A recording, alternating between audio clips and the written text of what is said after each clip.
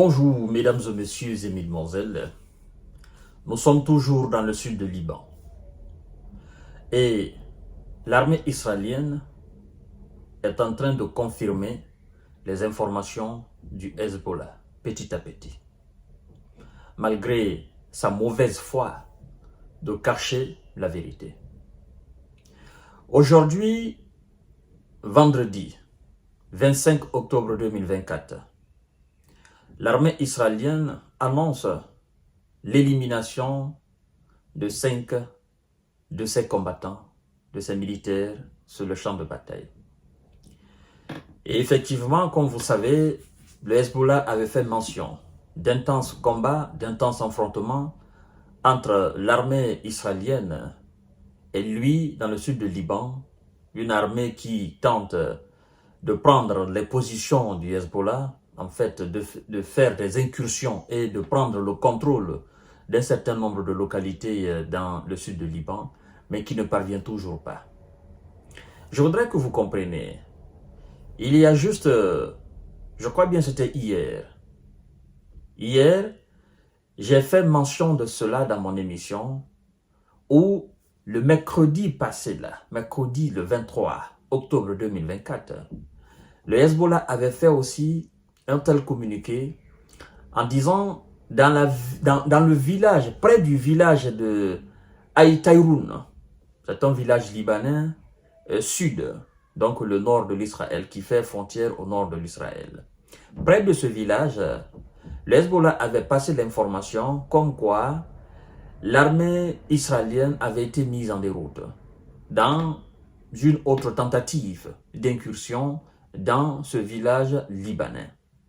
Et qu'ils se sont affrontés, il y a eu des armes automatiques et de l'artillerie qui ont été utilisées.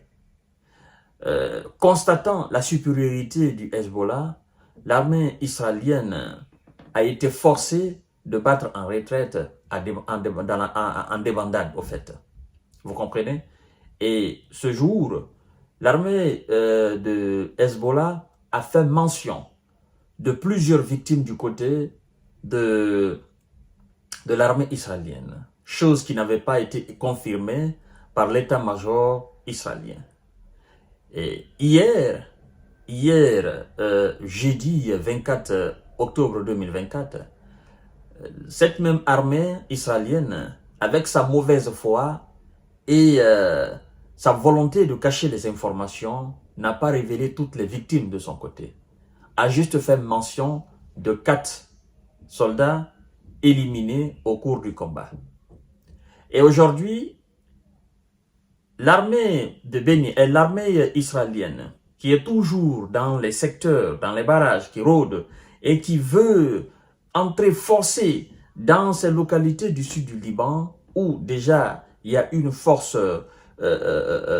Hezbollah qui est imbattable, il y a eu échange de coups de feu. Il y a eu un véritable combat. Vous comprenez? Avec le Hezbollah. Ils ont tenté de faire des incursions terrestres. Ils n'ont pas pu. Ils ont été encore une fois repoussés, mis en échec. Ils ont été obligés de battre en retraite.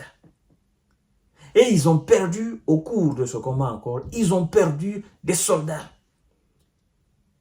Mais je ne vous dirai pas 5, 6, 7. Parce qu'eux, ils disent qu'ils ont perdu 5. Lorsque vous prenez le 5 d'aujourd'hui, vous agitez au 4 d'hier, ça fait 9. Mais c'est faux. C'est faux.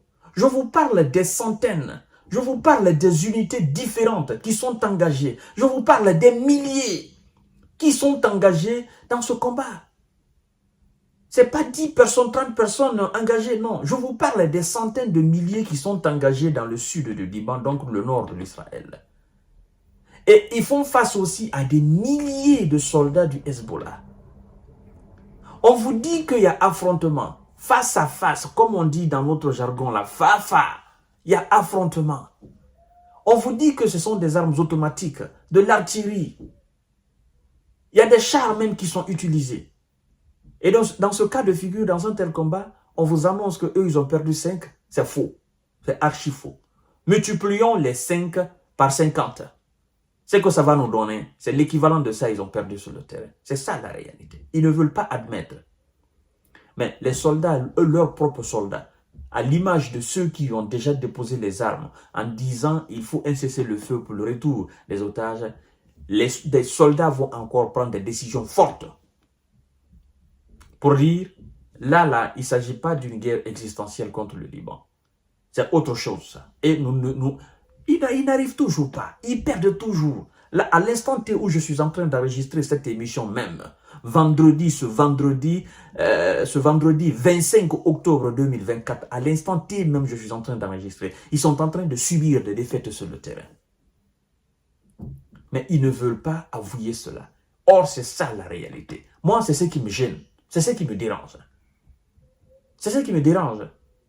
Et c'est ce que je ne cesse de vous dire. En fait, ces gens, nous avons compris dorénavant que toutes leurs forces, c'est les F-16, les F-35 que l'armée américaine vend, que l'armée américaine donne à l'Israël. Ce sont les frappes aériennes. Toutes leurs forces, c'est ça. Nous avons compris dorénavant qu'en réalité, ce n'est pas une armée forte. Ils n'ont de force qu'à travers les vols. Et ils font quoi? Ils frappent des sites civils. Vous comprenez? Ils bombardent des sites civils, ils bombardent des écoles et des hôpitaux. Et ça, ce n'est pas des militaires. Mais sur le terrain, mesdames et messieurs, sur le terrain, ils ne parviennent pas. Ils ne parviennent pas à défaire le Hezbollah. Ils ne parviennent pas. Alors, ça, ce n'est pas une autre réalité. C'est une armée alors faible face à une armée. L'armée israélienne est une armée faible face au Hezbollah. Mais face aux civils, ils sont très puissants. C'est comme l'OTAN. L'OTAN, face aux faibles, est très très puissant. Mais face aux puissants, l'OTAN recule. L'OTAN passe par des sanctions contre la Russie. Mais tôt ou tard, la vérité va apparaître. Ce qui se passe dans le sud du Liban. Tôt ou tard, le monde saura exactement ce qui s'est passé là-bas.